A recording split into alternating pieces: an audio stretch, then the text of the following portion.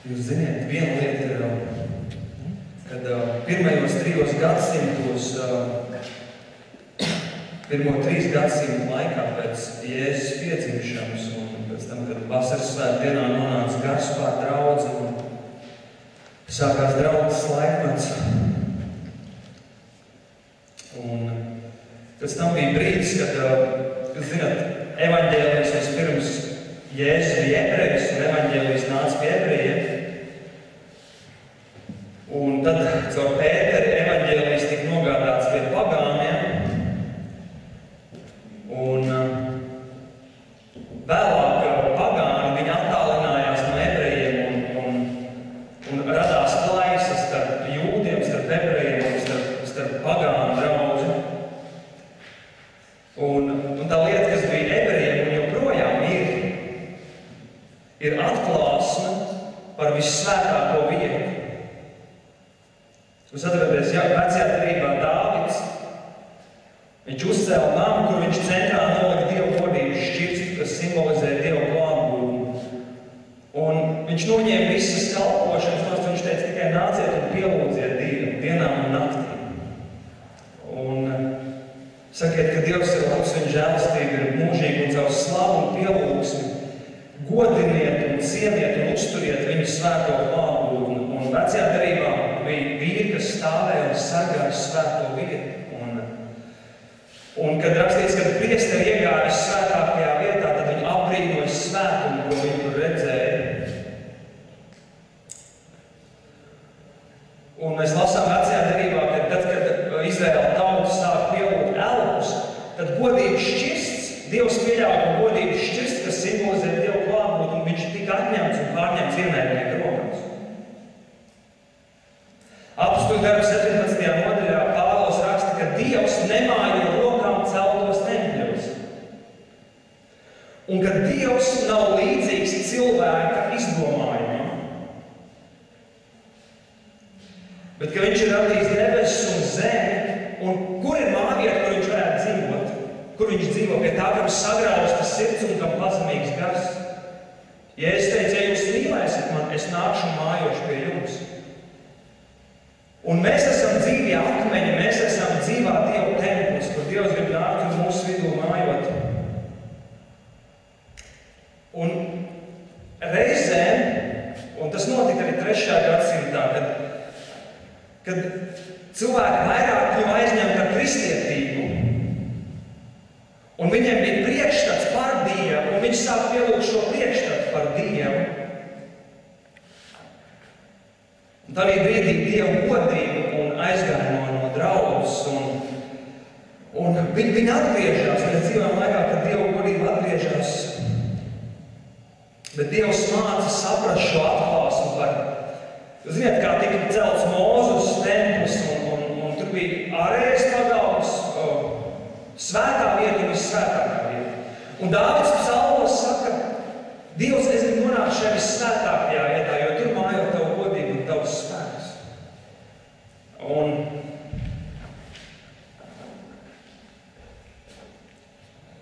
es atceros, es pirms 8 gadiem es biju kādā dievkalpojumā un notika slavēšana, pielūgsme, un es atceros, ka skanēja viena dziesma, otra dziesma, trešā dziesma, un 3., 4. dziesmas laikā.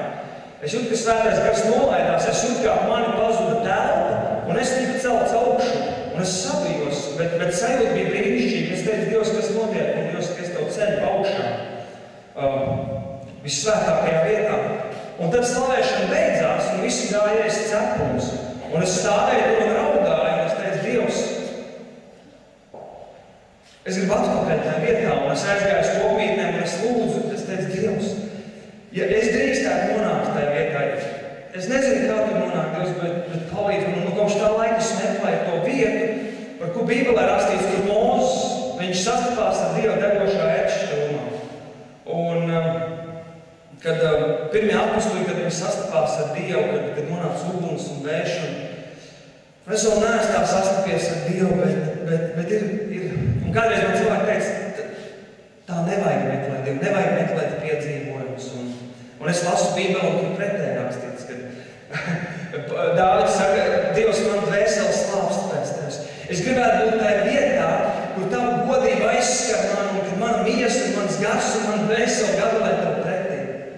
Un rakstīts Daniela grāmatā, ka tad Daniels satikās ar kungu, ka viņš 3 dienas gulēja kā slims gultā no Dieva klātbūtnes, un tad Dieva klātbūtne var piedzīvot. Emocijām nav jābūt vadošiem un noteicošiem. Vadošiem jābūt ticībai Dieva vārdam, bet Dieva klātbūtne var piedzīvot. Un 1. Jāņa vēstule un romiešiem vēstule skaidrs. Kā mēs varam noprast, ka mēs esam Dievā, ka mēs esam Jēzu Kristu? No gāra, ko viņš mums devis, un ka viņa gars apliecina mūsu garu. Jēzus teica, kas no miesas dzimis ir miesa, kas no gara dzimis ir gars. Un tagad Dieva gars apliecina mūsu garu. Un ir cilvēcīgas emocijas, un ir dievišķas emocijas, un Dievs grib, lai mēs esam dievišķā emocionālā piedzīvojumā ar viņu.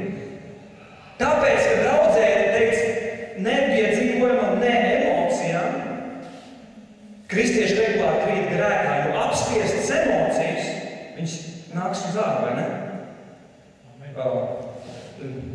Vīrieši nedrīkst raudāt, raudāt drīkst, smieties nedrīkst draudzē, ja? Un kur tad smiesies? Nu tad iet uz kino un smējās par muļķīgām filmām, kur nemazām nav jāsmējas.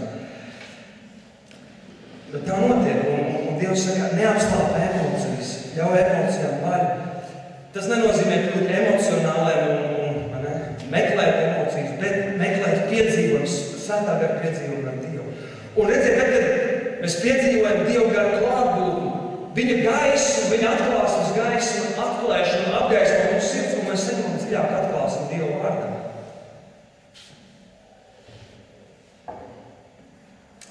Un mēs jau iepriekš runājam par to, ka Elijas laikā viss Izraels bija atkāpies no Dieva, vai ne?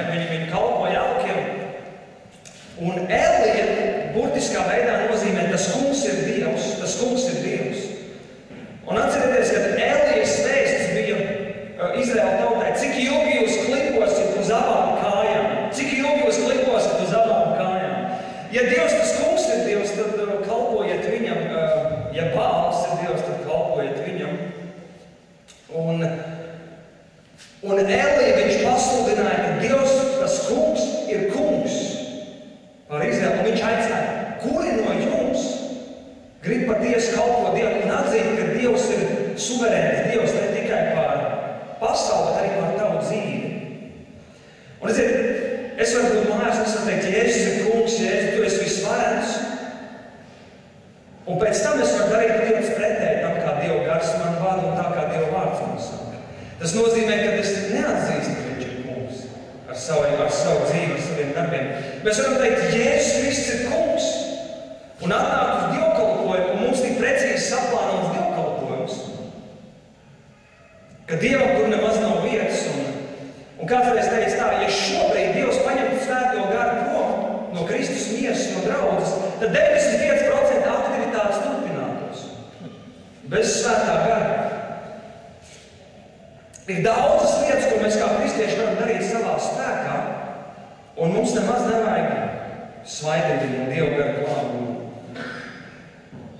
Un Dievs šīs lietas ir mainīts šajā laikā. Viņš saka, rimstieties un atzīstiet, ka es esmu Dievs. Nāciet pie manis, esiet piepildīti ar manu garu, un tad ļaujiet, lai manas gars kalpo caur jums. Un atcerieties pirmie mācību. Viņi bija nemācīti un neizglītot vīri, bet viņi bija bijuši ar Jēzu kopā. Un atcerieties, ka farizēji prasīja, no kurienes Jēzu ir tāds spēks un tāda gudrība. Un ziniet, ko Jēzus atbildēja? Ka Dievs Tēvs viņu ir mācījis. Un mēs dzīvojam laikā, kad Dievs izredz cilvēkus un pats apmāca viņus ar savu garu un ar savu svaidījumu. Dieva vārds saka, ka svaidījums mums māca visas lietas, ka visi būs tā kunga mācīti un liels būs manu dēlu miers. Un Jēzus teica, ka kas no tēva ir mācījies, tas nāk pie manis. Nesen pirms gada bija kāds puisis logrē, viņš sēdēja mājās, viņš pa baznīcu neko nebija dzirdējis, Bībeli nekad nebija lasījis. Jēzus atnāca pie viņu ar savu klātbūtni. Viņš viņu neredzēja redzamā veidā, bet Jēzus klātbūtni novedās, viņš sāka nožēlot grēkus. Viņš saņēma pamudinājumu lasīt Bībeli, viņš sāka lasīt Bībeli un pusgadu viņš nezināja, kur ir draudze. jādara. Viņš sēdēja mājās, lūdza Jēzu, lasīja Bībeli. Un viņš atnāk uz draudzi, un tur notiek lietas. Kā draudzē notiek lietas visādas. Un viņš uzdod jautājumu, kāpēc jūs tā darāt? Es Bībelē izlasīju, ka citādāk jādara, ja? Kad viss, ko vada Dieva gars, ir Dieva bērnu. Un viņš sāk uzdot jautājumus, un šī draudze un vadītāji tika provocēti un izaicināti. Sāka sekot vairāk Dieva gara vadībai. Un tas viens jauns puisis ar 20 gadiem. Dievs atnāk pie viņa mājas un pats māca viņu. Un tādā veidā tika pirmie apostuli izredzēti. Un šis ir laiks, kā tagad arī Dievs ņem cilvēks un pats māca. Tas nenozīmē, ka nevajag mācītājs un vadītājs, bet tas nozīmē, ka Dievs grib būt galvenais rabī. Viņš grib būt mūsu galvenais mācītājs. Un tāpēc laiks, ka mums ir jājautā, kur man ir iemācītas cilvēciskas mācības. Atcerieties, Jēzus teica, viņš teica, jūs turēdam cilvēku mācības, atmetat Dievu vārdu. Un mums patiesi sevi jāuzdod, kur mēs esam pieņēmuši kaut kādas mācības, un mums liekas, jā, tas cilvēks, viņš noteikti ir ar Dievu. Pat tagad, kad es runāju, ja? Vai tas atsaucās tavā garā, vai tas ir tas, kas ir Bībelē rakstīts, un jāuzdod jautājums, vai šīs mācības bija cilvēka mācības, vai Dieva mācības.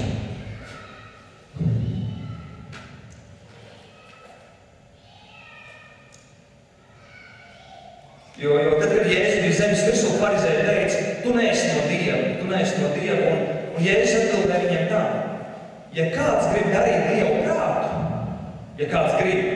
Dievu prātu, tad viņš sapratīs, vai mana mācība ir no manis paša vai no Dieva.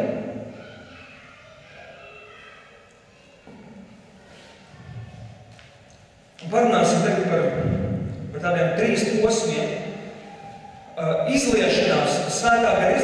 Svētā gara transformācija un pēc tam, kad viņš mūs izveido par traukiem, kurus viņš var lietot tālāk.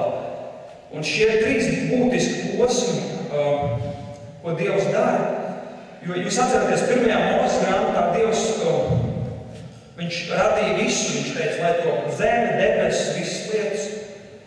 Un tad viņš ņēma pats ar savām rokām un sāka kaut ko darīt. Un eņģeļi domāja, ko viņš dara. Un viņš sāka no pīšiem veidot kaut ko un izveidoja tādu dīvainu radījumu ar 2 nāsīm, abusīm, 2 acīm, 1 muti. Ādamu. Un rakstīts, ka tad viņš iedvēs savu garu viņam. Un Ādams kļuva par dzīvu dvēseli. Un viņš bija uztaisīts pēc Dieva tēla un līdzības. Un Dievs uztaisīja viņu, jo viņš gribēja ģimeni. Dievs būdams mīlestība, viņš gribēja kādu ar ko dalīties mīlestībā. Ziniet, Dievam tik daudz mīlestības, ka viņam nebija kur likt viņu. Un viņš, paldies Dievam, iep grāmatos un paldies, ka labi, ka Dievs nepaturēja savu garu pie sevis. Labi, ka Dievs nebija egoists. Un man ir labi, man ir silti, es jūtos labi. Bet viņš radīja mūsu. Un tad viņš Ādamam teica, un pēcāk Ievai, viņš deva šo ģimenes mandātu, viņš teica, augļojieties un vairojieties. Un piepildiet zemi. Jo es gribu vairāk ģimenes, es gribu vairāk draugus, es gribu bērnus, ar kuriem mēs varam draudzēties, par kuriem mēs varam izvērt mīlestību, un kas atspoguļo mani. Un pēc tam viņš teica nākamo uzdevumu, viņš teica, valdiet pār šo zemi un pakļaujiet visu uz zemi manai autoritātei. Un mēs zinām, kas notika. Vēlns, būdams kritušais, sadurkošais eņģelis, viņš nāca pie Ādama un caur meliem nozaga Ādama autoritāti. Sanāk, kad Ādams labprātīgi atdeva autoritāti Sātanam. Un no tā brīža Sātans kļuva par šīs pasaules valdnieku. Un viņš nodibināja savu valstību. Viņā nav ne tripatiņas žēlastības, un tad viņš nodibināja valstību, kur valda, vai ne? Naids, bailes, kontrole un viss cits nejaukās lietas. Un pēc tam nāca Jēzus, un rakstīts, ka viņš paņēma nāvus un ēlas atslēgu. Ziniet, viņš nenogāja 3 dienas, kad viņš bija kapā, viņš nokāpa ēlē, un viņš nebija tā, viņš Satana atvēra, man ar tevi jārunā. Viņš atnāca, izspēra durvis, un teica, es atnācu pēc atslēgas. sakauts. Un pēc tam viņš mācekļiem teica, man ir dota visa vara debesīs un virs zemes. Un viņš atņēma vēlnam šīs nāves un elles atslēgas, ar kurām viņš atbrīvo cietumniekus, kas ir ieslodzīti nāves varā, grēku varā, slimību, dēmonu varā. Un pēc tam viņš Pēterim vēl deva debesu valstības atslēgas. Viņš saka, un tagad atnes man debesu valstību virs zemes, kur ir miers prieks, taisnība, svētajā garā. Un Jēzus rakstīts, ka viņš tika paaugstināts pie tēva labās rokas kā valdnieks un pestītājs, lai viņš sāktu virs visas zemes caur svēto garu atnest Dievu valdīšanu, debesu valstību.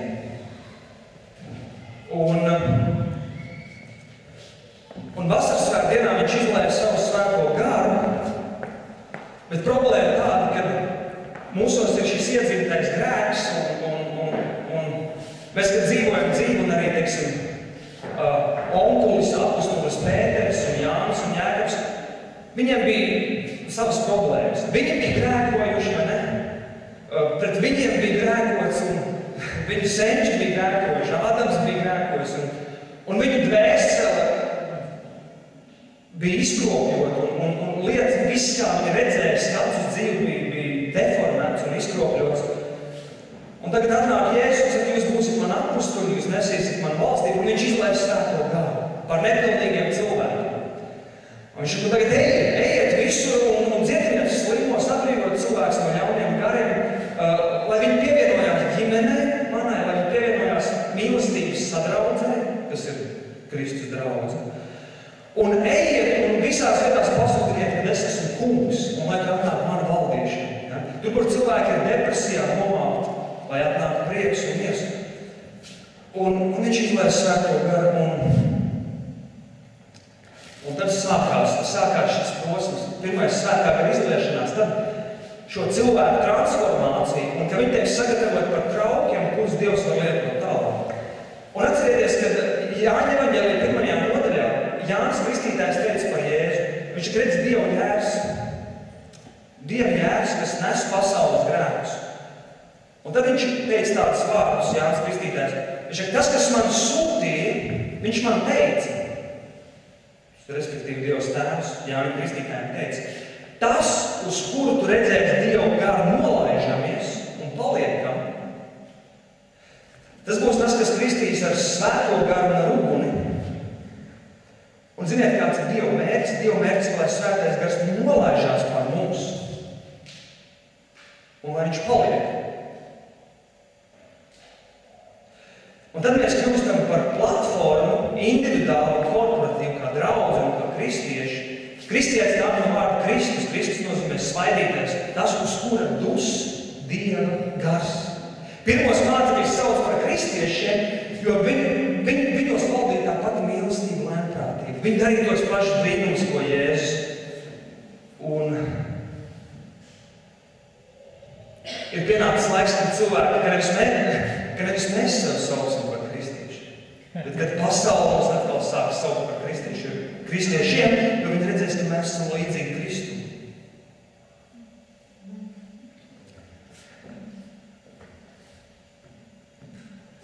Galatiešiem 1. nodaļā, sākot no 15. panta, tur rakstīts, slāva Tev, Tēvs, un mēs lūdzam, nāc vairāk ar savu svēto garu, Dievs, uz redzēšanos daigai vairāk, svētības un Debes Tēvs, mēs slavējam Tev par Tavu plānu, nāc un piepildi. Man patīk būt piepildīt, un Dievu garu vienkārši var uzlikt savam kaimiņam roku un teikt, nāc svētais gars piepildi. Droši. Vienkārši atrod kādu kaimiņus, svētais gars nāc piepildi šo trauku brīnišķīgo, šo Dievu bērnu.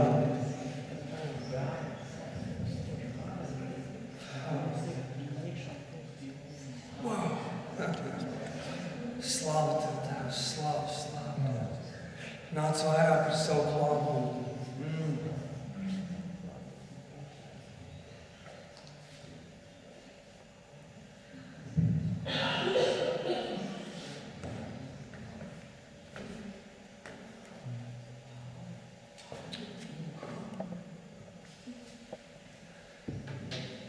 Es varbūt mēģināšu bez mikrofona. Visi mani dzird? Jo. Tad Galatiešiem 1.15. Dievam, Pāvils raksta, ka Dievam, kas mani no mātes miesām izredzējis un savā žēlastībā aicinājis, labpatika savu dēlu manī atklāt, lai es prieka vēsti par viņu nestu tautām. Un mēs redzam šeit 3-4 posmus. Dievs mani un tevi no mātes miesām ir izredzējis. Pirms pasaules radīšanas viņš izredzēja tevi un mani, lai mēs būtu viņa bērni, un viņš mūs iepriekš izredzēja, lai mēs liktu savu cerību uz Jēzu Kristu un uz viņa žēlstību, lai pagodinātu Dievu varenību. Tu kūņojies maziņš, tu kūņojies no mammas vēdera, un Dievs izstiep pirkstu, viņš teica, šis ir mans bērns, es viņu mīlu, un es viņu esmu izredzējis īpašam nodomam, īpašam plānam, es esmu izredzējis, lai viņš būtu ar mani kopā mūžīgi, lai es mūžīgi būtu ar viņu kopā un dalītos savā mīlestībā. Un viņš skatījās uz tevi un smaidīja.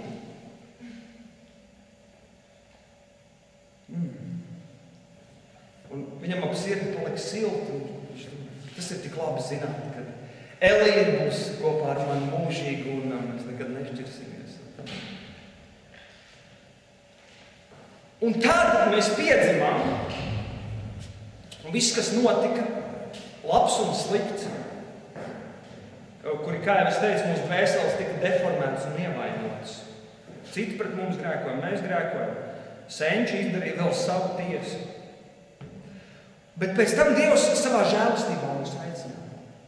Bija laiks, kad mēs dzīvojām bez Dieva, un mēs maldījāmies, dzīvodam savās miesas kārībās, un mums bija labi. Un tad vienā brīdī Dievs saka, nāc manā žēlastībā, nāc un iepazīsti mani. Viņš atklājās tev un man.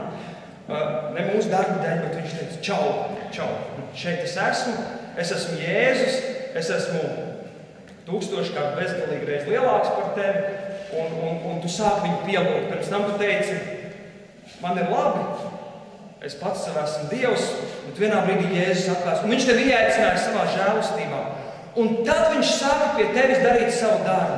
Tu esi māls viņa rokās, un viņš ir veidotājs, māla veidotājs, un viņš sāk pie tevis strādāt, lai savu dēlu tevi atklātu, lai Jēzu Kristu tevi izveidot, izstrādātu, lai tevi izcirstu tevi mākslas darbu, kad tu atspoguļot Jēzu.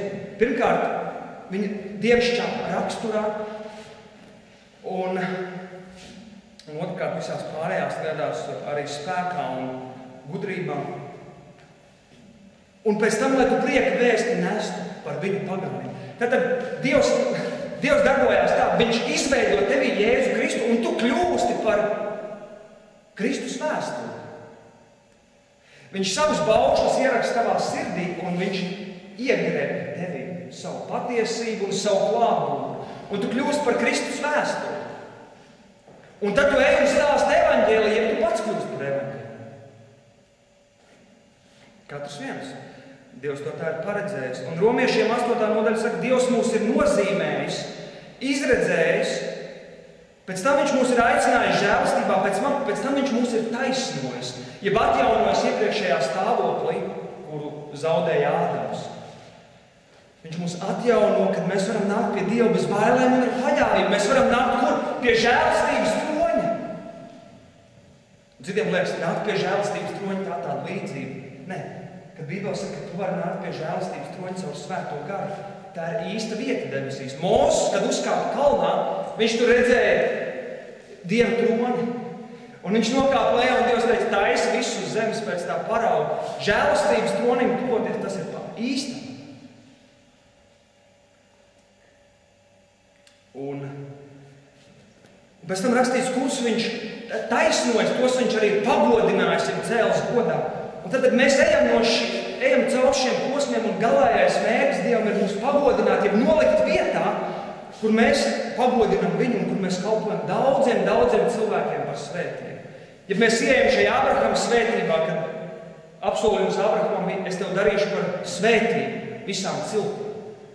Tā ir mūsu, tā un mana svētība, lai tu būtu tādā vietā, kur tu būtu tūkstošiem cilvēku par svētību. Bet pirms tam Dievam jāpastrādā pie tevis. Un tas pats viņam ir jādara pie savas draudzes. Un Dieva mērķis, kas ir draudze? Kas ir draudzes funkcija, pamatfunkcija? Atspoguļot Dievu. Būt Dieva atspoguļam. Kolosiešu vēstulē rakstīts, ka lai mēs apģērbam jauno cilvēku un tiekam atjaunot atziņā pēc radītāja tēla. Un pēc tam Dieva mērķis, kad mēs esam pārveidot Dieva līdzībā, vairāk vai mazāk sasniedzam Kristus līdzību, tad viņš caur mums izliek pestīšanas garu. Un viņš sāk dziedināt un atbrīvot pasauli ar savu glābjošo, pestījošo, svēto garu.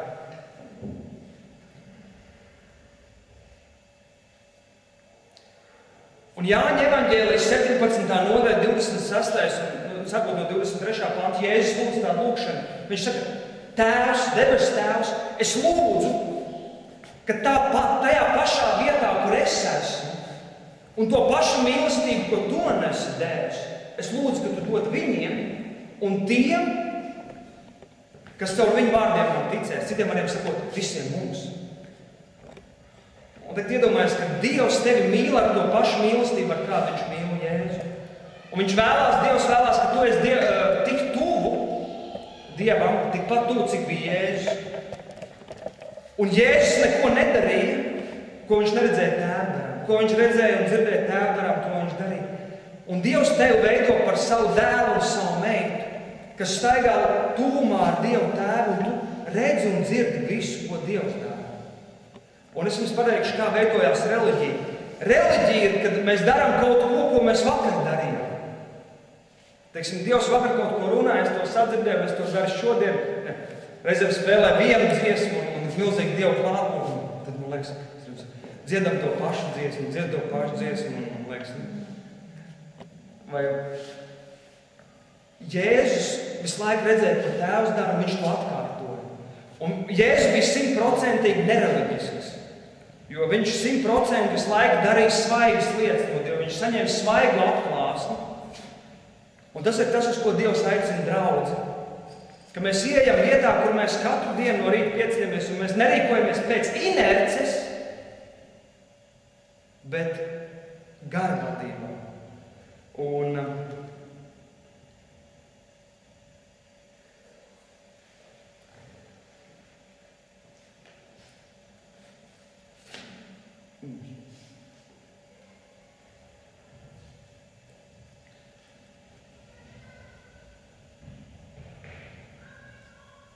kad Tēvs, viss sākās tajā punktā, kad Tēvs izlēja, debes Tēvs izlēja pār mums savu mīlestību. Tanī brīdī viņš pārveido mūsu sirdi līdzīgi Jēzus sirdi un mūsu prātu līdzīgi Kristus prātam. Un šis ir ļoti svarīgi, jo ja mūsos nav Jēzus sirds, mēs nespēsim noturēt Dievu spēku, ko Dievs izlēja pār mums. Jēzus teica, viņš saka, es esmu lēnprātīgs un no sirds pazemīgs, un esiet arī jūs tādi, tad jūs atradīsiet atvieglojumu savai dvēselē. Ziniet, cilvēki nāca un teica, ja es izdaru kādu brīnumu, parādu šo, un ja es teicu, man nekas nav jāpierāda. Es esmu savam tēvam dēls, es esmu Dieva bērns, man ir noteikts uzdevums, un es daru to, kas man jādara, un man nevienam nekas nav jāpierāda. Un pēc tam viņš izveido mūsu prātu līdzīgi Kristus prātam. Un tad, kad Bībelē saka, netopiet pasaulē līdzīgi, bet atjaunojieties savā prātā, vai ne? Līdz ar to nedomājiet tā, kā pasaule domā. Tur bija visādas interesantas epizodes, kad cilvēki nāca pie Jēzus, teica, dari šito vai ne? Kam tur vairāk ķēzaram jādod tie nodokļi vai kam. Un Jēzus teica, jūs esat no šīs pasaules, es neesmu no šīs pasaules, es esmu no augšienes. Un viņš ir par mums teicis, ka mēs nepiedaram šai pasaulē, mēs esam no augšienes. Līdz ar to Dievs nepārtraukti aicina mūs pārveidot mūsu prātus, lai mēs domātu saskaņā ar Dieva standartu un pārveidot mūsu sirdi, lai mēs izstarotu no sevis Dieva attieksmes, mīlestību, lēnprātību, pacietību, lai mēs nekontrolētu viens otru, lai mēs ievērotu robežu, cieņas robežu viens pret otru. Ja es teicu, ka neesiet kā tautu valdnieki, kas cits citu apspiež un cits pār citu valdu, bet lielākais tā ir mazākais. augstākais, tieši pretēji kā pasaulē. Tieši pa 180 grādiem pretēji. Un tas, kas notiek šobrīd, ir Dievs intensīvi pārveido mūsu prātus un mūsu sirdis, lai mēs spētu saņemt vairāk no svētā gara izliešanās. Tas ir tas, uz ko mēs ejam. Un ja mēs atšķirsim Lūkas evaņģēlijas 9. nodaļu, tur ir stāsts par mācekļiem. Lūkas 9.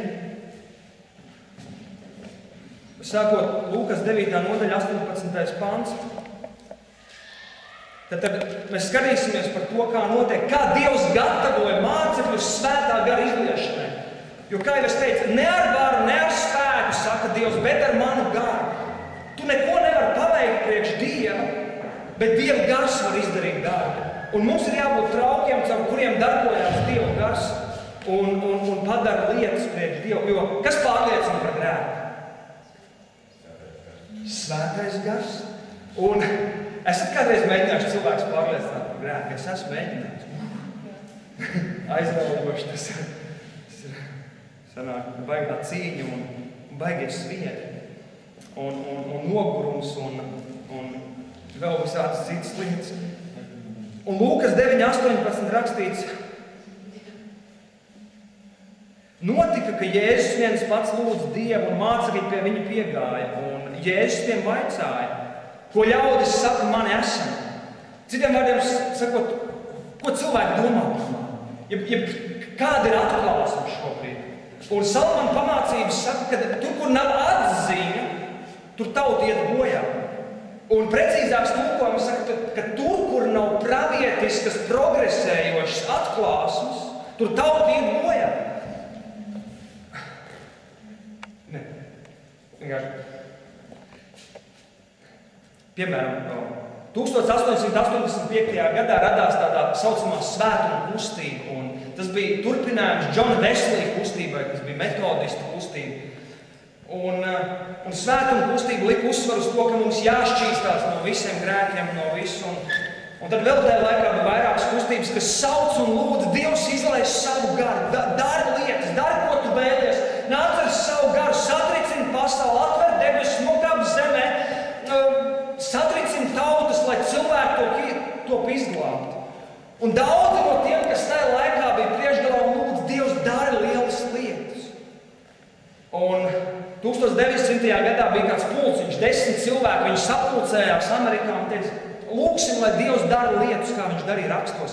Lai viņš izliek garu, lai Dieva gars nāk ar spēku, ar uguni un lai daudz tiek izglābt. Un tad, kad 1904. gadā Velsā izlējās Dieva gars un 1906. gadā Azuzas ielā, tad visi tā laika vadītāji, kas bija saukuši pēc Dieva gara, viņi teica, ka Azuzas iela, ka tas ir pēdējais elles izvirdums. Un viņi kategoriski nostājās par šo Dievu kustību un teica: Mēs neko par to negribam dzirdēt. Un tā tas turpinājās visu laiku. Un mēs tūlīt sapratīsim, kāpēc. Un tagad, ja es prasu, ko ļaudis man saka? Ko ļaudis saka, mani esam? Kas ir šī atklāsme, kas šobrīd valda cilvēku vidū? Un citi saka: Tu esi Jānis Kristītājs, citi Ēlija vai kāds no senajiem praviešiem. Un šeit ir vērojama tendence, ka, ja kaut ko Dievs labu dara tagad un šeit, ir grūti to pieņemt. Ir vieglāk dzīvot, ziniet, pagātnes nostalģijā. Cik labi bija toreiz, kad Elijas laikos un Jeremijas laikos. Un neviens nespēja noticēt, ka Mesija ir atnācis. Ka tā ir ilgi gaidītā Dieva kustība, Dieva gars, ko dara, kas bija lūgts 400 gadus. Un viņš saka mācekļiem: Bet jūs, ko jūs sakāt man esam? Un viņš saka: Tu esi Dieva Kristus, jeb tu esi Dieva svaidītājs. Tu esi tas, uz kuru dus Dieva gars, un kurš ir nācis atbrīvot visus cilvēkus no. Viņi domāja, ka no Romas jūga, īstenībā no vēlna jūga. Un vēlāk Mateja 16. Pēters saka: Tu esi Dieva dēls un tu esi Dieva Kristus. Un šo lietu ir svarīgi saprast, jo pēc tam Jēzus teica Pēterim: Tāpēc, ka tev ir atklāsme, ka es esmu Dieva dēls un ka es esmu Dieva svaidītājs, tad es tev došu spēku un autoritāti un atklāsmi un celšu draudzi uz šīs atklāsmes pamata. Un tas ir tas, kas notiek pirms Dievs gatavo un dara kaut ko. Mūsu prātiem ir jātiek atjaunot. Mēs nevaram lietas darīt pa vecam. Mēs nevaram Dievu uzlūkot tā, kā mēs viņu uzlūkojam vakar un aizvakar. Un tur ir kaut kas, ko Dievs dara, ka viņš liek balansu starp Dievu bijību un Dievu žēlastību. Un tas ir tas, ko mēs redzēsim pieaugoši. Dievs to radīja nākamo 2 gadu laikā. Dievs nāks savā svētumā un viņa bijības gars nāks pār draudzi, pār Kristus miesu. Un viņš nāks neaicināts. Ir laiks, kad Dievs Pāvils saka, celiet mani kroni, aiciniet manu garu draudzes vidū. Bet viņš arī nāks neaicināts. Un viņš nāks kā svētais Dievs. Un viņš iedvesīs bijību savā tautā un Dieva bērnos. Un tajā pašā laikā viņš atklās aizvien vairāk savu žēlastību. Atcerieties, Mūzes teica, Dievs lūdzams rāda man visu savu godību. Un Dievs nāk un pats Dievs sāk saukt. Tas kungs, žēlastības un žēlsirdības Dievs, bagāts mīlestībā, pacietīgs, bet arī taisnīgs un kas atmaksā grēkus un netaisnību. Un Mūzes nokrita pie zemes. Viņš nesit uz pleca un neteica, čau, Dievs, kā iet Jēzu. Tur bija kaut kas tāds no Dieva bijības, ka viņš nokrita pie zemes. Viņš teica, es baidos uzlūkot Dievu. Un bija kopā žēlastība ar bijību.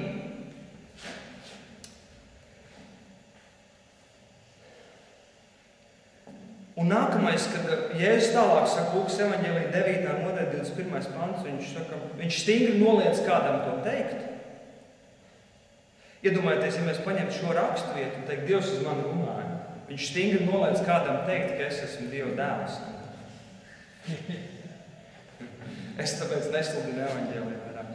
Tas ir, kad mums vajag redzēt Bībeli kontekstā. Mums vajag, lai Dieva gars parāda Bībeli kontekstā. Jūs ziniet, cik daudz pārpratumu ir izveidojušies, tāpēc, ka tiek no konteksta izraut raksturvietas. Un par to vēlāk. Bet Jēzus saka, cilvēku dēlam daudz jācieš. Un tad viņš saka, ja kāds grib man sekot, tad tāds, lai aizliedz sevi, ikdienas ņem uz sevi savu krustu un staigā man pakaļ. Tātad, kas ir nepieciešams, lai atvērtos debesis un lai Dievs izliet savu garu vairāk? Ir 4-5 pamatpunkti. Pirmā lieta ir grēka nožēla. Un šeit ir svarīgs punkts, ka mums ir jānožēlo grēki, kamēr Dieva gars mums dod liecību, ka mums ir piedots. Tas ļoti svarīgi. Dievs piedod man. Bībele saka, man ir piedots. Bībele saka, man ir piedots, bet vai jums nav bijis tā, ka jūs lūdzat, un viss saka, tev ir piedots, nemocies ar savu grēku, bet tu jūti, ka tev ir smagums uz sirds, un tavs sirdsapziņa neliek tev mieru. Turpini lūgt, kamēr Dievs tev saka, es tev esmu piedots. Slava un pielūgsme, slavēšana un pielūgsme ir tā, kas atver debesis un liek svētajam garam izlieties. Un upuris ir tas, kas liek atvērties debesīm un svētajam garam izlieties. Un šeit Jēzus gatavoja viņus. Viņi teica, tu esi Dieva dēls, tu esi Dieva svaidītais, brīnišķīgi, mēs tev sekosim. Viņš saka, ja jūs man gribat sekot, jums jāatstāja lietas kāds. Jums ir kaut kas jāupurē, jo tās lietas, kas nāks, ja jūs būsiet kaut kādā veidā sasaistīti ar pasauli un lietām, kas jūs velk atpakaļ, jūs nespēsiet pastāvēt tajā.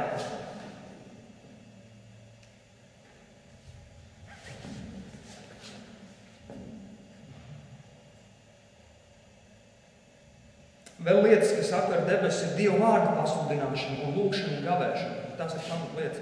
Bet šeit Jēzus saka, tad upurējiet visu, kas jums darbs, ņemiet krustu, sekojiet man. Un ņemt krustu, tas nozīmē, Jēzus teica, mana nasta ir viegla. Ņemt krustu, tas nozīmē darīt Dieva gribu. Un viņš teica, tas būs viegli un patīk. Un notika kādas 8 dienas pēc šīm runām, ka viņš pie sevis ņēma Pēteru, Jānu un Jēkabu un uzkāpa uz kalnu Dievu.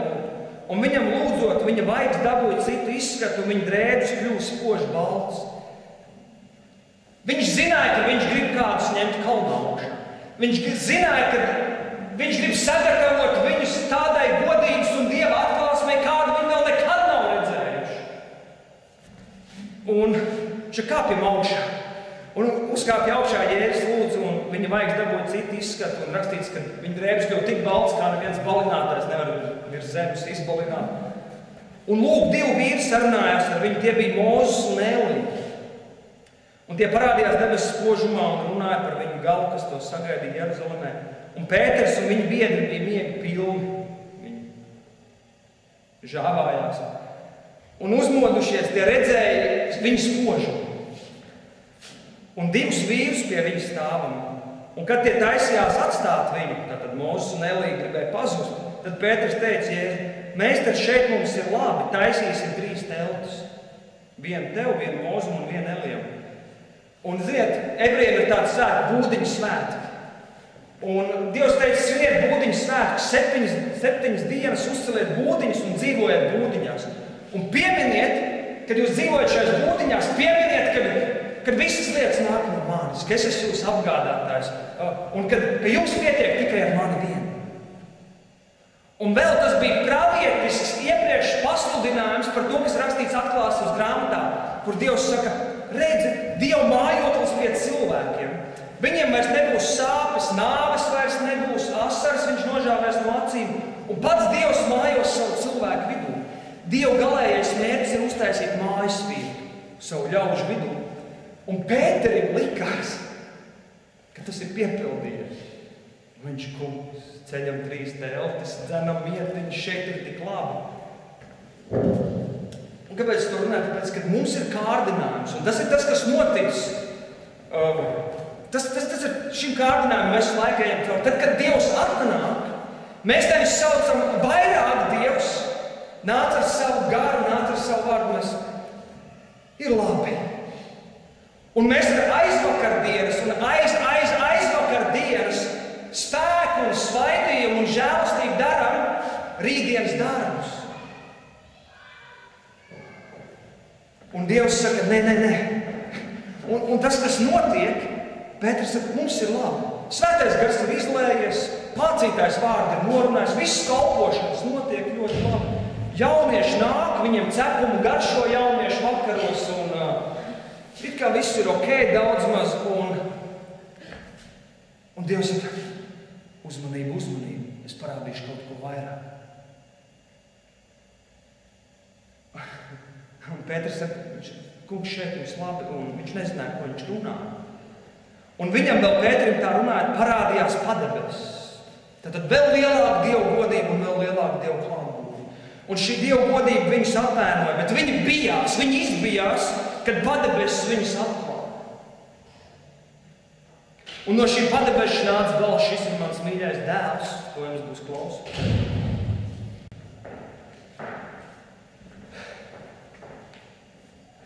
Jeremijas grāmatā Dievs saka, tas kungs teica Jeremijs saka, es redzēju to kungu no tālienes, un tas kungs man teica, Jeremija, es tevi esmu mīlējis un mūžīgi mīlestību. Un tāpēc es par tevi tik uzticīgi esmu saglabājis savu žēlastību. Ziniet, kas bija Jeremija? Viņš bija pravietis. Viņam Dieva uguns dega kaulos iekšā. Un viņš reizēm pārdzīvoja, jo viņš teica, es negribu runāt par Dievu, bet tad, kad viņš mēģināja to apturēt, viņš saka, uguns kļuva spēcīgi manos kaulos, un es runāju par Dievu, pēc tam man iemet bedrē. Viņš saka, Dievs palīdz man. Es negribu vairs kalpot pārāk grūti. Un Jeremijam, un tas ir kalpošanas kulminācijā, kur Dievs viņam dod vārdu kā uguni, kur viņš sastopās ar Dievu, un Dievs viņam parādās no tālienes. Un mums reizēm liekas, ka mēs Dievu pazīstam. Un mēs viņu nepazīstam. Viņš ir lielāks un lielāks un lielāks un lielāks un vēl vairāk atklājas un vēl vairāk. Un tagad paskatīsimies, kas notika, kad viņi nonāca no kalna. Viņi nonāk no kalna, un Jēzus ir pilns ar svaidījumu, ar Dieva spēku. Un ziniet, ko mācekļi cenšas, tie, kas lejā palika. Viņi cenšas izdzīt ļauno garu. Un viņi nevar. Kāpēc? Tāpēc, kad atkal ne ar vārdu, ne ar spēku, bet ar manu garu. Un viņi nonāk lejā, un viņš saka, ko jūs te cīnaties? Viņš saka, tā un tā, tēvs saka, nevar ļauno garu izdzīt. Viņš saka, nu labi. Viņš izdzer to ļauno garu, mācekļi saka, kāpēc mēs nevarējām neticības dēļ, bet kur varētu dabūt ticību? Rakstīts, ka Jēzus ir ticības iesācējs un piepildītājs. Mūsu ticība tiek uzlādēta tur augšā kalnā, kur mēs sastopamies ar viņu. Un rakstīts, ka visi iztrūkās par Dieva varenību, par to spēku un svaidījumu, kas nāca no Jēzus rokām. Un visiem vēl brīnoties par visu to, viņš teica, cilvēku dēlam jātop nodotam cilvēku rokās, bet viņi nesaprata šos vārdus. Tie vārdi viņiem bija apslēpti, un tos vārdus nebija saprast. Viņi nesaprata, par ko viņš runā. Mēs nesaprata. Un viņi arī baidījās jautāt. Pēters teica, Jānim, pajautā. Jānis teica, nē, tu pajautā. Viņš teica, Jēkabam, tad viņām pajautā, tu Jēkabs teica, es ar viņiem neprasīšu. Viņš atkal runā līdzībās, un mēs neko nesaprotam. Bet tas, ko Jēzus darīja, viņš teica, ļoti labi. Jūs bijāt kalnā, jūs tikāt piepildīti ar svēto garu. Bet tagad es gribu kaut ko izdarīt pie jūsu sirdīm, lai tas svētais gars neaizplūst prom no jums. Un mēs varam būt Dieva krauji, bet mums var būt caurumi dažādi. Un viena no lietām, ko Jēzus viņam gribēja iemācīt, ziniet, jo vairāk mana godība un jo vairāk mana klātbūtne, un jo vairāk jūs ejat manus ceļus un sekojat manai gribai, jums jārēķinās ar pārbaudījumiem, ar vajāšanām. Kas grib nest Kristus godību un godu, tam jārēķinās ar Kristus negodu. Un ir 3 veidi ciešanas un pārbaudījumu.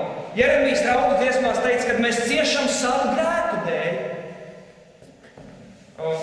Tās ir ciešanas grēku dēļ. Otrs ciešanas, kas ir, kad rakstīts, ka Jēzus atbrīvo vēlna nomāktos. Tas ir cilvēks varbūt pat neko nav darījis, bet viņam vienkārši vēlns uzklūp un viņu moca. Un vēlns rada ciešanas. Un trešās ciešanas ir, kas ir ciešanas sadraudzība kopā ar Jēzu. Tas ir vērts, ka nevis tu raudi par saviem grēkiem un par savu atbrīvošanu, bet tu sāc raudāt par citu cilvēku grēkiem. Tas ir, ka tu lūdz Dievu, un Dievs tev dod sāpes sirdī izjust par Latviju, par tavu pilsētu, par pazudušajiem. Un saka, Dievs, kāpēc tās? Un viņš tev ļauj kaut ko sajust no savas sirds. Pāvils teica, es gribu būt Jēzus augšām celšanās spēka dalībnieks, un es gribu būt Kristus ciešanas sadraudzības dalībnieks. Un jo mēs vairāk gribam viņa augšām celšanās spēku, jo mums vairāk jārēķinās ar ciešanas sadraudzību. Un šis ir tas, kas ir bloks draudzē. Šajā laikmetā Amerikā ir ļoti šobrīd lielā mērā traģiska situācija, jo tiek sludināts, es tajā neiešu dziļi, bet labklājības evaņģēlis. Un zini, kas ir labklājības evaņģēlis? Tur nav runa par naudu. Bībele saka, kad Jēzus pie krusta samaksāja, lai mēs būtu brīvi no grēka, no vēlna spiediena, un lai mums nebūtu trūkums un bats, un lai mums būtu pārpilnība. Arī materiāli. Tā ir patiesība. Daudz tam nevar tikt pār, bet labklājības evaņģēlis, ka mēs izraujam lietas no konteksta un sakam, ar Jēzu viss ir labi un laimīgi un droši. Un ko nozīmē Dieva drošība un laime ar Jēzu? Psalmā ir rakstīts, ka ja vīnakoks neziedēs, ja nekas nebūs, es gavilēšu un es būšu svētlaimīgs, jo man ir mans pestītājs un man dvēsele ir glābta. Un savukārt ir mācības, kas saka, Dievs grib, lai tev ir labi, lai tev nav problēmas. Viņš atbrīvo no problēmām. Un viņš atbrīvo no problēmām, bet ja tu ej Dievu gribā un Dievu ceļos, jārēķinās ar visādām lietām, arī rakstīts Romiešiem 5, rakstīts, ka ciešanas, mēs teicam laimīgs sev, jo mums ir cerība iemantot dievišķo godību, bet mēs teicam laimīgi arī ciešanās un pārbaudījumos. Kas tās par ciešanām? Kad es esmu slims un es guļu, vai kādas man ciešanas. Ne, tās ir ciešanas, ko rada apstākļu spiediens, garīgā cīņa, ka tava miesa mirst pie krusta un tavs gars augšām ceļās. Un tu visu laiku Pāvils teica, mēs mirstam ikdienas.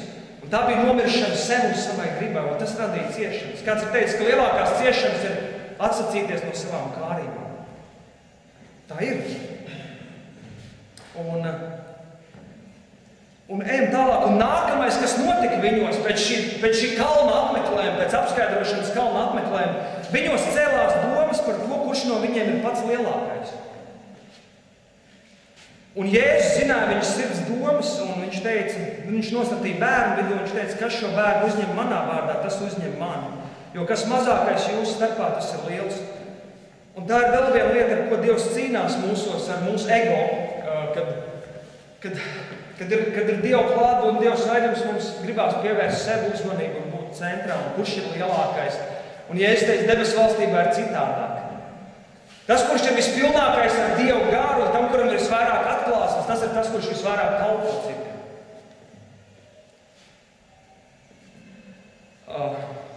Viņš teica, saprotiet to, jo ja jūs to nesapratīsiet, jūs tālāk netiksiet. Svaidījums nevarēs palikt uz jums. Un Jānis tagad ņēma vārdu. Jānim tagad kaut kas notiek ar sirdi. Notika pēc tam. Šitā lieta, viņš jums jātiek vaļā no šīs domāšanas. Ka jums liekas, ka es vienīgais pareizais, vai man ir vislabākais svaidījums, ja man ir vislabākā dāvana, vai es daru lietas tā, un ja cits nedara tā, kā mēs darām, tad mēs viņam to neļaujam. Bet pēc tam viņam vajadzēja tikt paaugstinātam, viņi gāja uz Jeruzalemi, un tur bija samariešu ciems, un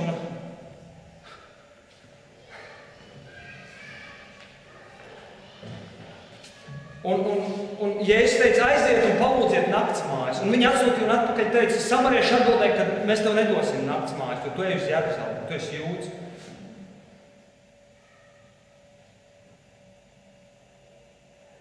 Un Jānis ar Jēkabs saka, kungs, ja tu gribi, mēs sauksim uguni no debesīm, lai sadeg viss tas ciemats.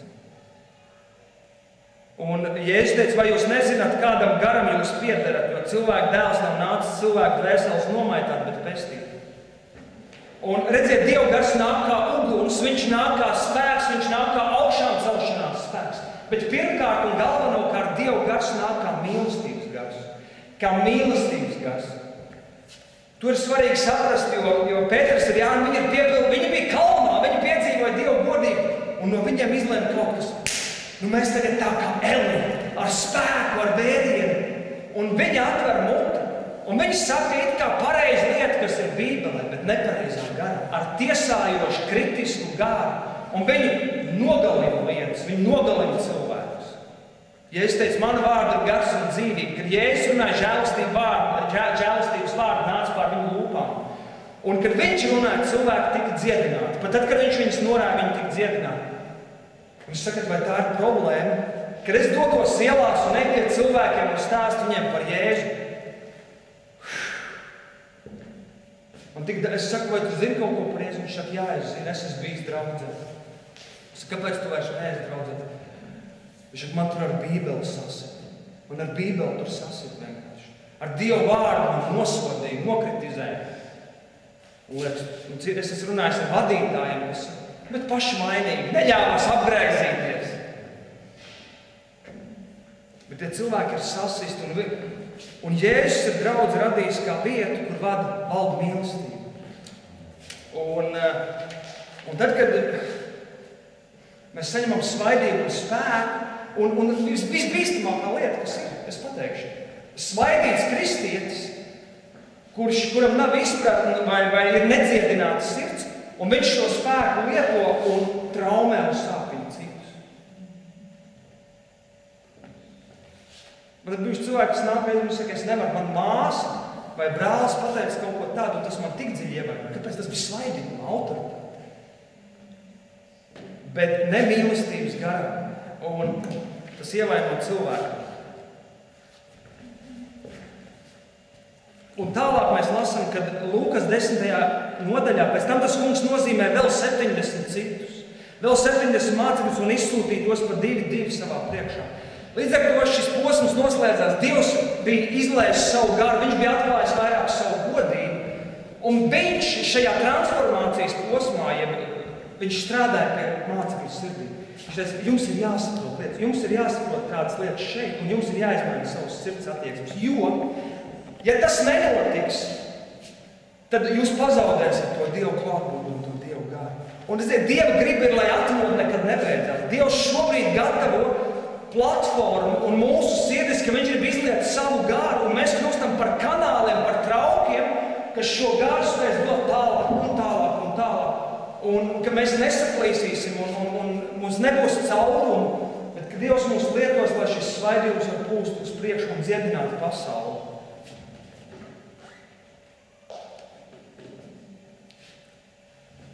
Un tagad pavisam ātri ir draudze, ir divas nozīmes. Un viena ir draudze kā ģimene, un otrs ir draudze kā izsūtītais karaspēks. Un mēs parunāsim par šīm lietām pavisam ātri, nākamo 15 minūšu laikā, mēs jau palūksim. Debes Tēvs, slavē Tev, un Tēvs lūdzu, un nāc ar savu žēlastību. Es lūdzu, Tēvs, ka Tu māci mūs un vadi caur šiem posmiem, Dievs. Mums patīk, ka Tu izlaisi savu garu. Mums patīk, Dievs, ka Tu mūs pārveido, Dievs, bet mēs lūdzam, ka Tu sasniedz pie mums šo galamērķi, ka Tu izveido mūs par traukiem, kas spēj Tavu svētību un Tavu garu nodot tālāk, Dievs. Un es lūdzu, Dievs, ka Tu dziedini mūsu sirdis no lepnības, dziedini mūsu sirdis no kontrolas, atbrīvo mūs no grēka, atbrīvo mūs no sāpinājumiem, ievainojumiem. Tēvs, un dod mums spēku un žēlastību iet uz priekšu, Dievs, un būt par traukiem, kas spēj Tavu svētību nest tālāk.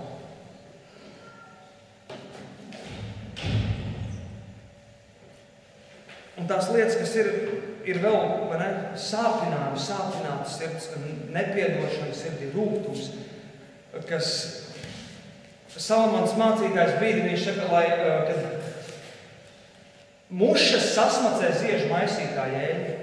Un mums ir jāuzmanās, jo mēs no debesīm saņemam šķīstu Dievu garu un šķīstu Dievu vārdu. Un Dievs saka, tās lietas, kas mūsos ir nepareizas, mums jālūdz, lai Dievs šķīstī mūs no tā. Jo citādāk mēs dodam tālāk Dievu garu un Dievu vārdu, un viņam ir piegaišs, viņam ir piemaisījums. Un tas ir tas, no kā mums jāizvairās. Jo citādāk veidojās konfesijas un katram savu izpratni par lietām, un viens turās otram pretī un nesaprot, mums ir jānāk kopā un jālūdz Dievs izlaist tīru, šķīstu, svēto garu. Un tad visam ātri. Tad draudze, grieķu valodā ir divi vārdi draudzē. Viens ir oikos un viens ir eklesija. Kad Jēzus teica, es celšu savu draudzi un ēlas vārtiem to nebūs uzvarēt, grieķiski viņš teica, es, oikosija, eklesija. Viņš saka, ja es darīšu namu, kas būs ģimene, kas būs mīlestības nams, un pēc tam es šo namu darīšu par eklesiju. Eklesija ir militārs termins un juridisks termins, kas nozīmē karaspēks, kas ir aicināts iet un pakļaut šo zemi, iznīcināt vēlnu darbus un atnest debesu valstību. Un mums ir vajadzīgs balanss šais lietās, draudzē un mums kā kristiešiem. Tāda pirmā lieta, kas ir runājot par draudzi kā ģimeni. Draudzi kā ģimeni dod mums identitātes apziņu. Mēs esam brāļi un māsas, un kas ir Dievs priekš mums? Dievs ir Tēvs. Jēzus ir mūsu gans, un Viņš mūs gan ar savu gana vēzni. Mēs esam viņa līgavu, un Viņš ir mūsu līgavainis. Un savukārt, tur, kur ir eklesija, kur Dievs saka, mēs esam cilvēku grupa, ko Dievs ir aicinājis noteiktai misijai, noteiktam uzdevumam. Un šeit parādās mūsu misija un funkcija. Un šīs lietas reizēm tiek sajautas.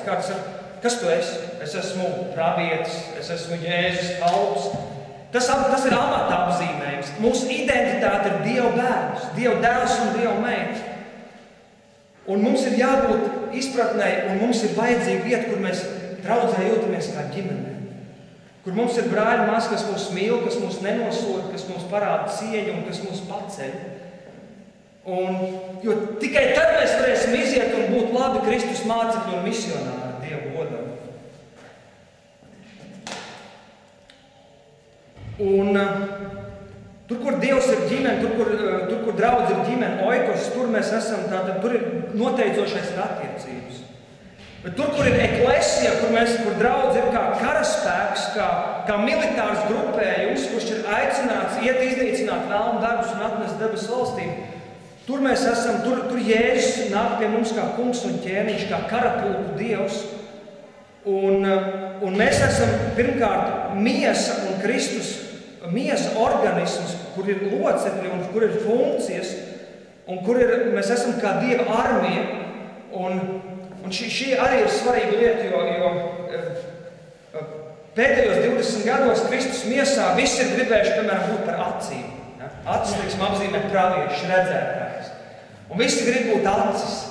Un jūs ziniet, ir traki, ja kājas grib būt acis un rokas grib būt acis. Un neviens negrib būt kājas. Ja? Iet pa dubļiem, iet uz netīrām lietām, sludināt evaņģēliju. Un šis ir laiks, kad Dievs locekļus saliks savā miesā, savās vietās. Un ir daudz, kas saka, es nezinu, kur es piedaru kādai raudai. Dievs nākamo gadu, 2 gadu laikā saliks cilvēkus Kristus miesā daļās atbilstošajās vietās. Jo tad, kad Kristus miesā katrs ir savā vietā, un katrs ir savā funkcijā un savā tajā aicinājumā, ja kā ir, roka ir roka, tad Dievs var izdarīt maksimāli efektīvo darbu. Jēzus Kristus ir galva, un Dievs lai svaidījumu pār galvu, un Dieva gars plūst caur rokām, kājām, caur acīm, un tiek sasniegts maksimāls auglis. Un šobrīd ir tā, ka ir disproporcijas. Ja viena kāja garāka, viena auss milzīgi liela, viena auss vispār tāda maza un atļekusi. Un ir šīs disproporcijas Kristus miesā, un Dievs, es gribu to sakārtot. Es gribu šīs lietas sakārtot Kristus miesā.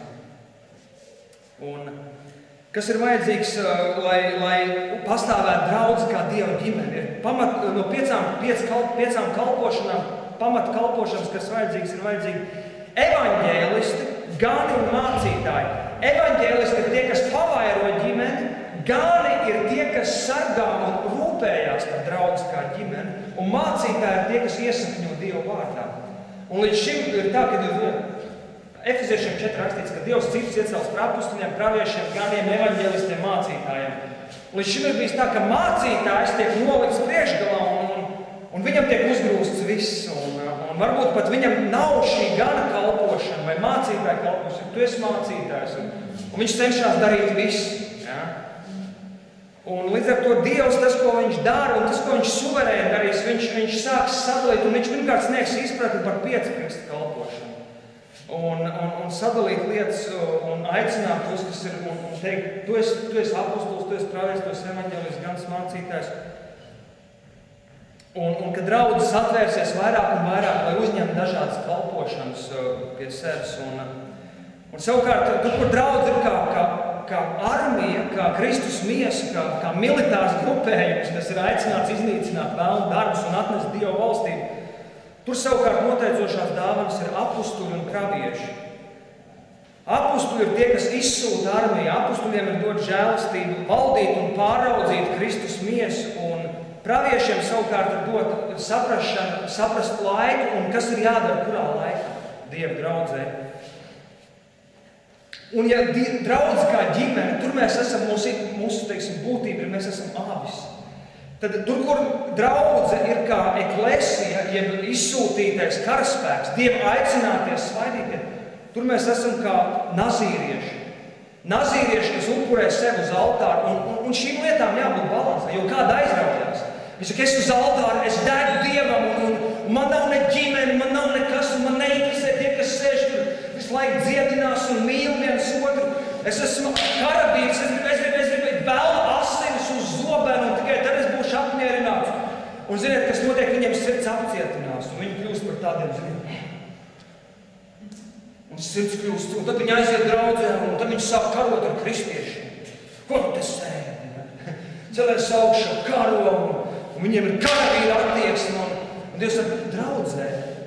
Tad, kad tu atgriezies sapulcinātajā draudzē, tu esi ģimenē, un tas ir mīlestības veidojums. Un tu lūdzu, mīli viens otru, un noteicošais ir žēlastība. Pēc tam, kad tu ej ārā, un tev ir jācīnās par atbrīvošanu, par šīm lietām, par cilvēkiem, tad ieņem karavīra pozīciju. Mums ir jāzina, kad Jēzus ir lauva un kad viņš ir jērs. Mums tas ir jāzina. Jēzus ir kalps un pazemīgs kalps pie visiem cilvēkiem. Un Jēzus ir lauva pret tumsas spēkiem. Jēzus ir lauva pret tumsas spēkiem. Pret tumsas spēkiem viņš vienmēr parāda autoritāti. Viņš uzrūc un viņš aizdzen tumsu. Bet pie cilvēkiem viņš ir kā jērs. Ziniet, cilvēki viņam sit un darīja pāri. Viņš teica, Dievs piedod viņam. Piedod viņam. Viņam sita un spļāva vajā, viņš neatbildēja ar zaimiem. Un Pēters šito lietu nesaprata. Tad, kad nāca pie Pētera, pie Jēzus, viņš izvilka zobenu un nocirta tavus. Un viņš teica, kas izvelk zobenu, tas no zobena kritīs. Un šī ir lieta, kas jāmācās mums kā Kristus miesai. Mums jāzina, ka mums nevajag vilkt zobenu. mums jāpaliek žēlastībā. Tas nozīmē, ja cilvēks tev dara bieži, tu atbildi viņam nevis tā, kā viņš tev darīja, bet žēlastībā. Ar pretēju. Ka mēs neesam vairs kā mazbērni. Jā, bet viņš man arī ieknieba, un es viņam arī iekniebšu. Tas laiks beidzies, un Dievs ļoti uzmanīgi šobrīd skatās. Viņš saka, ja tev ir zobens, tad velc viņu ārā tikai tad, kad tu ej pret dēmonu. Pret cilvēkiem nevelc viņu ārā. Un ja mēs to nemācīsimies, mēs pazaudēsim svaidījumu un Dievs būs ar mums, viņš mūs mīlēs.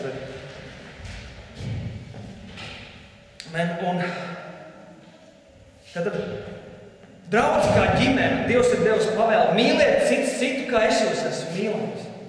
Tā bija pavēle. Un kā Jēzus mūs mīlēja? Viņš mīlēja tad, kad mēs vēl bijām grēcinieki, un viņš mūs mīlēja bez nosacījumiem. Un mums tāpat ir jāmācās mīlēt brāļus un māsas. Un savukārt draudzē kā karaspēku veidojumu, kā aicinātiem izredzētiem kareiviem, viņš saka, ejiet un pasludiniet evaņģēliju visai pasaulē. Un pasludiniet, ka es esmu kungs. Un ja mēs esam draudz kā ģimene, mēs esam nošķirti no pasaules. Dievvvārds saka, nošķirieties no šīs pasaules un sargājiet sevi svētumā. Un draudzē kā eklesija, kā armijai, viņš saka, ejiet pasaulē, pasaulē es jūs pasargāšu no ļaunuma, bet jums ir jābūt pasaulē. Un mēs sastopamies ar šo kārdinājumu reizēm, kad teiksim, sākumā atgriežās, es ar saviem draugiem visiem draudzējos. Pēc tam es nošķīros, un tad es baidījos vispār iet pie kāda pasaulē, jo man likās, es esmu tik svēts un es aptraipīšos, un tad man Dievs uzrunāja, ka nevienu cilvēku netur par nešķīstu. Farizēji pienegoja Jēzu krustā. Un tad, kad viņi ved viņu pie Pilāta, viņi negāja iekšā Pilāta pilī, jo viņi baidījās aptraipīties pirms Paskālu svētkiem. Un reizēm mums ir bailes iziet ārpus draudzes robežām, jo mums bailes, ka tik es nenosmērējos. Bet ir laiks, kad, ja mēs esam jauni kristieši, mums ir jānodalās un jānobriest. Tad, kad mēs esam nobrieduši, tad Dievs saka, atpakaļ pasaulē. Un ziniet, ir svarīgi patiesībā, ja mēs, un šis ir viena no lielākajām lietām, ko Dievs šobrīd dara. Viņš māca mūs pielūgt Tēvu tuvībā, intimitātē. Un viņš mums īpašā veidā vēl vairāk atklāt Tēva mīlestību. Ko nozīmē atgriezties Tēva mājās kā pazudušam dēlam? Kad Tēvs mūs apskauj un mūs skūpst. Ebrejas pateica, ka tas vārds apzīmē, ka viņi apķērās, Tēvs skūptīja, viņi nokrita pie zemes un viņi vēla kūleņus, met kūleņus kopā. Tik liels bija Dieva prieks par savu bērnu. Kad ebreju tēviem bija necieņa, tad vispār viņiem bija gari svārki ebrejiem. Un rakstīts, tas vārds nozīmē, ka viņš pacēla bruņķus un skrēja dēlam pretī. Un šādā emocionālā tuvumā un mīlestībā Dievs mūs vada. Un mums ir jāsaņem mīlestība, lai mēs varētu mīlēt viens otru, lai mēs varētu mīlēt arī ienaidniekus. Un patiesība ir tāda, ko Dievs saka. Ja mēs pārstājam mīlēt, ja mums nozīmīgāks būs svaidījums, dāvanas un šis es esmu karavīrs, man ir tad vēl, ja tas mums kļūst nozīmīgāks, un ja mēs pārstājam mīlēt viens otru, mēs esam cīņu zaudējuši. Un es ticu, tas nopietnas vārds, jo Dievs saka, es gatavoju un es pārveidoju sirds mīlestībā, lai kalpošana būtu mīlestībā, lai tā būtu dziedinoši un atbrīvojoši. Un ja mēs draudzē kā ģimene, mēs esam, teiksim, vertikālā lūkšanā, kad mēs sakam, Dievs lūdzu, dod lietu, Dievs dara to. Tad, kad mēs izejam pasaulē, kad mēs kļūstam par karavīriem, tā ir mūsu funkcija, mūsu misija, mums ir jālieto horizontālā autoritāte. Un šī lieta, kas vēl reizēm nav skaidra, bet tas vislabāk parādās, kad Mozes bija pie nāves jūras. Viņš stāv, tauta brētu, Mūzu, kāpēc tu mūs esi izvedis ārā, mēs visi nomirsim, varons nāk mums virsū. Un Dievs saka, Mūzu, ko tu bļauji uz mani? Es tev devu zīzli, paņem zīzli un pāršķel jūru. Un mums ir jāzina, kad lietot vertikālo lūkšanu, Dievs apžēlojas, Dievs dod, Dievs atver debesis. Ja? Un mums ir jāzina, ka Dievs saka, ja tas ir manā vārdā rakstīts, katreiz bija Dieva vīrs, viņš teica, tas ir Dieva vārdā rakstīts, tad es to nelūdzu, bet es to pasludinu. Un joprojām es redzu, teiksim, es arī grūtības, es atkal grēks, atkal spiediens. Es pasludinu, ka tavu miesa krustāsies. Pasludinu, ka tev ir spēks staigāt pār čūskām skorpiem. Pasludinu. Un mums jāzina šī arī atšķirība. Un, ja ģimenē noteicošais ir žēlastība un žēlsirdība, tad, kad mēs ejam kā karaspēks pasaulē, tad noteicošais ir tiesa un taisnība. Un mums jāsaprot šis koncepts. Mēs sakam, Dievs ir tikai žēlastība, un viņš ir mīlestība, viņš ir žēlsirdīgs. Bet tad, kad mēs ejam pasaulē, viņš reizēm Dievs grib darīt radikāli. Viņš grib sodīt zāduli un to, ko zādulis nozadz, pieprasīt taisnīgu atmaksu, 7-kārtīgu atmaksu. Un ja mēs ejam pret tumsas spēkiem, mums jāpazīst Dievs kā taisnības Dievs, jo rakstīts, ka Dievs ir atmaksātājs, kas atmaksā saviem ienaidniekiem. Un mums ir jāiepazīst šī Dieva puse, ja mēs gribam iekrot pasauli priekš Dievu. Jo tas, kas notiek, draudze ir vieta, kur jāvalda Kristus garu. Un mūsu cīņa, tas, zem kā tiek turēts dvēseles, ir zem antikrista struktūrām. Viņi tiek ieslodzīti dažādās filozofijās, pasaules gudrībās, nešķīstībā, visdažādākajās lietās. Un šis ir laiks, kad Dievs māca draudzi kolektīvi iet un atnest Kristus spēku, Kristus patiesību un Kristus svaidījumu, lai tiktu salauzti šie antikrista gari. Un viņi tur gūstā veselas nācijas. Latvijas nācija ir konkrēti zem pornogrāfijas gara, zem mamona gara un, kas bija trešais, reliģijas gars, reliģijas dēmons, reliģija ir dēmons, un šīs 3 lietas tur ārkārtīgi spēcīgi savā gūstā Latvijas nācija, un arī viņi ir ienākuši draudzē šie gari, un viņi tur sagūstīja draudzi. Un Dievs cīnās pret to, un viņš saka, beidzot ir mums jāsauc lietas īstajos vārdos, tas, ko Dievs saka, un atnāk savās, reliģija, tas ir elks. Es saku, reliģija nav elks, tas ir dēmons.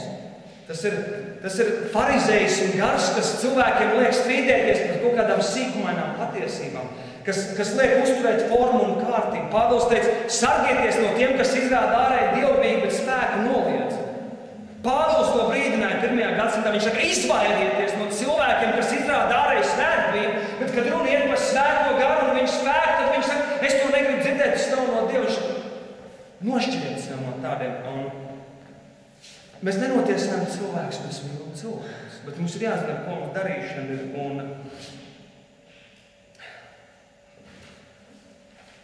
Un ir vēl tātad šis farizējs un gars, kas viņš ir nāk un mums ir jālūdz Dievs, kur manā sirdī ienāk farizējs un gars.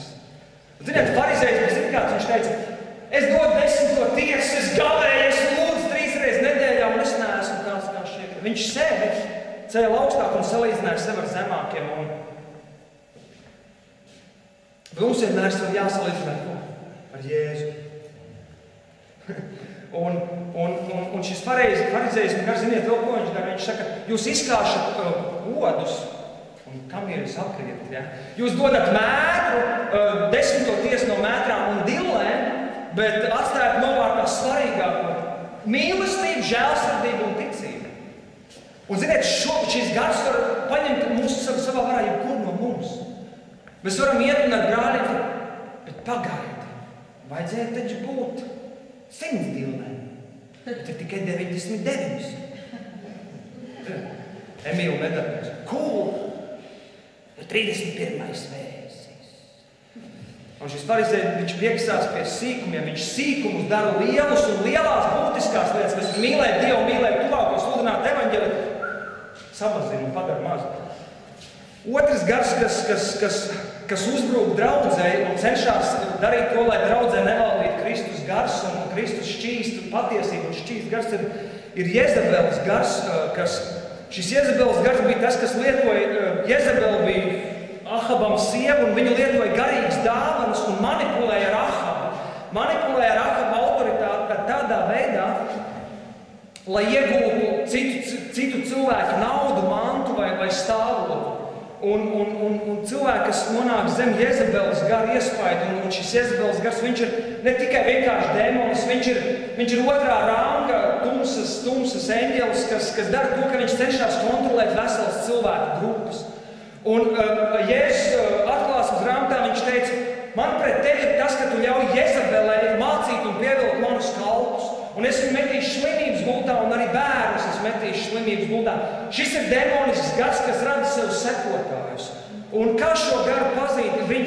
Viņš cilvēks nogādā zem bailēm un zem kontrolas, lietojot it kā pārgarīgas lietas.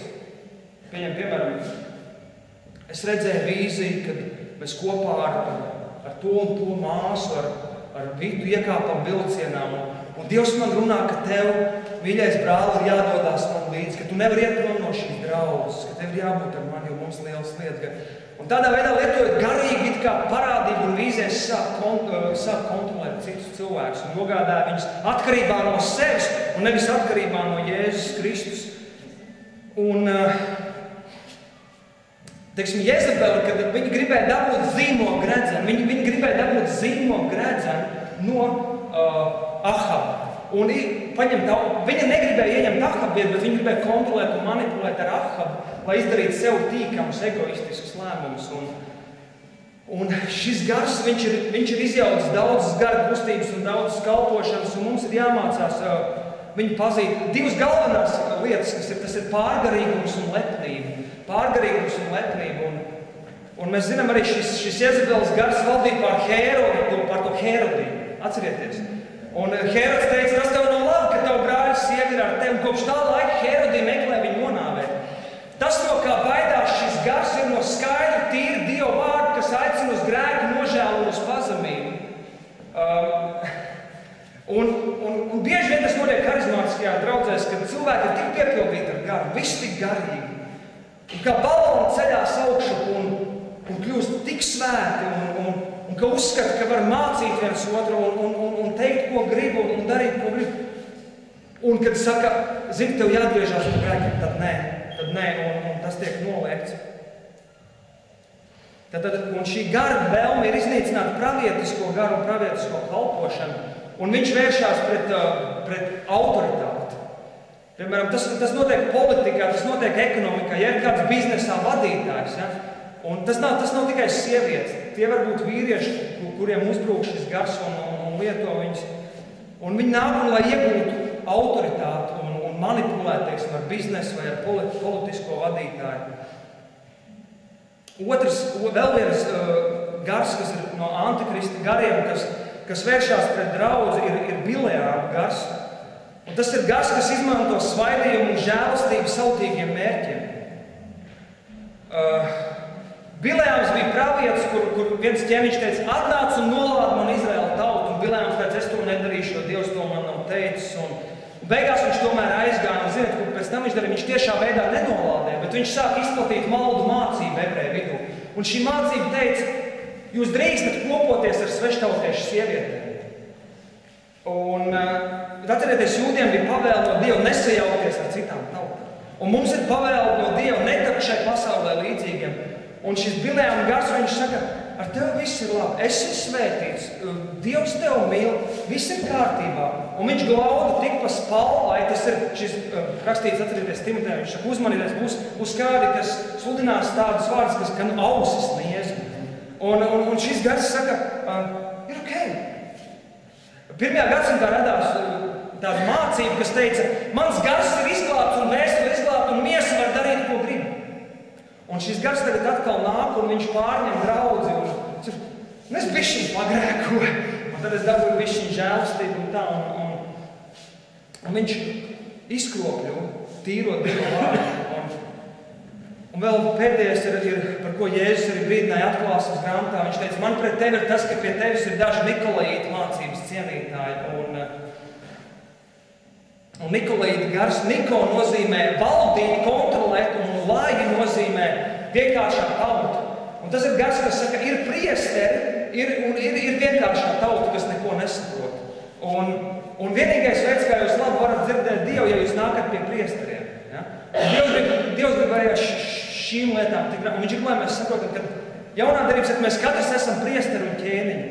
Un mēs esam priesteri pēc Melkisedeka kārtas. Kas bija Melkisedeks? Viņš vienlaicīgi bija priesteris, kas pienes Dievam slavas upurus, un viņš vienlaicīgi bija Salemas ķēniņš tajā laikā Jeruzalemē. Tad viņam bija dota autoritāte no Dieva, caur slavu un pielūgsmu ieiet debesīs un pielūgt Dievu un saņemt no troņa istabas spēku un svaidību. Un viņam bija autoritāte atgriezties virs zemes kā ķēniņam un atnest gars. Un mūsu augstais priesteris ir Jēzus. Un šis Nikolīta gars, viņš cenšas samalot un pateikt, ka, zini, tu esi vienkārši solās sēdētājs. Bet īstenībā tu esi vēstures veidotājs. Tu esi Dieva izredzēts un aicināts, lai Dievs caur tev darītu lielas un varenas lietas. Un es vienkārši lūkšu par divām lietām par tātad draudz kā ģimene. Un tie, kas jūs esat jaunāki, jums ir forši, bet jums vēl viss priekšā. Bet es esmu 8 gadus ticīgs un es sastopos ar tik daudz brāļiem, māsām, kas saka, zini, es vairs neticu mīlestībai, draudzē. Es vairs neticu, kad kaut kas labs var būt, bet, ziniet, ja Dievs ir teicis, mīlēt citu no visas sirds un no tā pasaule pazīs, ka jūs esat mani mācību, tad Dievs atjaunos mīlestību, draudzē. Nevis dvēseliski, bet garīgu mīlestību, Kristus mīlestību. Un vienkārši tā ir viena lieta, ko Dievs darīs pie tavs. Es atjaunos ticību tam, ka draudze varbūt mīl, ja tev tas nav. Ja? Ja tev tas ir un tu tici, ka draudzē varbūt, tad tu būsi viens no izplatītājiem, kas saindēs visu draudzi ar mīlestību un labā nozīmē. Un otra lieta ir, draudz kā eklesija, kā aicināts karaspēks. Mēs esam aicināti ārā, un Dievs pēc es tev dod noteikti misiju, noteikti aicinājumu. Un tie mums, kas nezina savu aicinājumu, kas nezina savu uzdevumu, Dievs atvērs šīs lietas un sagatavos un atvērs tev, kam tu esi aicināts, kāds ir tavs dāvanas. Tad divas lietas – identitāte, ja? Un draudz kā ģimene. Tā ir draudzes identitāte, mēs esam ģimene. Bet mūsu misija ir būt karaspēkam. Un mēs nedrīkstam šīs lietas savu. Mēs nedrīkstam draudzē dzīvot ar cietām sirdīm. Un kad mēs esam tur un ārā karojam, mums arī jākaro ar mīkstām sirdīm. Debes Tēvs, mēs lūdzam, Tēvs, ka Tu nāc un mēs pareicamies par Tavu žēlastību, godību, Tēvs. Slāvt, Tēvs, mēs lūdzu, Tēvs, ka nāc, Tēvs, un es lūdzu, ka Tavu godību ienāk mūsu sirdīs dziļi, un es lūdzu par visiem šeit, kas mēs esam. Es lūdzu dziedinu mūsu saknes, mūsu identitātes saknes, un paldies, Tēvs, ka tas, ko Tu mums saki, tas ir, ka mēs kopā ar Jēzu varam iet šajā Jardānas upē, un Tu atver debesis, un Tu saki, Tu esi mans mīļais dēls, un Tu esi man mīļā meita. Es mīlu Tevi, un man ir labs prāts Tevis, un es Tevi esmu aicinājis, lai Tu mīlētu brāļus un māsas, un lai Tu mīlētu tuvāko, lai Tu mīlētu ienaidnieku. Un es piepildu Tavu sirdi ar mīlestību, es dziedinu Tavā sirdī sāpinājumus un traumas, kas tur radušies no tā, kad Tev ir kāds pārnodarījis, vai kāds Tev ir ar Dievu vārdu pārnodarījis. Paldies, Tēvs, ka Tu dziedini mūsu sirdis, Tēvs, mēs esam Tavu bērni, mēs esam ģimene, un palīdz dod žēlastību piepildīt šo pavēlu, mīlēt citam citu, kā Kristus mūs ir mīlējis, un Tēvs, es lūdzu, ka Tu izlaisi savu svaidījumu un spēku, un priekš mums, ka mēs draudz esam kā armija, Dievs. Mēs esam Kristus miesa, kas sastāv no locekļiem, un katram ir funkcija dota. Katram ir dots kāds uzdevums, katram ir aicinājums. Un Dievs lūdz, ka Tu cel un veido draudz par armiju, Dievs, ka mēs netraucējam viens otram, bet ka mēs esam vienotībā uz priekšu, Dievs. Slāva, slāva, slāva. Un mēs pareicamies, Jēzus, ka Tu esi Dieva jērs un ka Tu esi Jūdas lauva. Un mēs pareicamies, ka šis ir laiks, kad Tu Jūdas lauva atkal sāc rūkt, ka Tu atkal parādi savu varenību un spēku, ka Tu nostājies pret ienaidniekiem. Un jo Dievs saka, kad jūs pazīstat mani kā Dieva jēru, tas dod jums spēku un žēlastību, lai jūs varētu tikt izvest no Ēģiptes. Bet, kad jūs pazīstat un iepazīstat mani kā Jūdas lauvu, tad tas jums dod spēku un žēlastību, caur ko jūs tiekat ievesti apsolītajā zemē. Un Dievs, mēs lūdzam, ka Tu atklājies vairāk kā varenais, svētais, bijājamais Dievs. Mēs lūdzam šo apskaidrošanas kalnu piedzīvojumu, Tēvs, kad mēs gribam būt tie, pār kuriem Dieva gars nolaižās un paliek. Un mēs lūdzam atklāj mums savu godību vēl varenākā, vēl lielākā veidā, Dievs. Un dod mums žēlastību būt par traukiem, kas neizskaist Tavu garu, kas neizskaist Tavu žēlastību. Bet ka mēs kā draudzi, kā kristieši varam kļūt par platformu, no kurienes šī svētība iet tālāk un aizskar šo pasauli. Slāv Tev, Tēvs. Jēzus vārdā.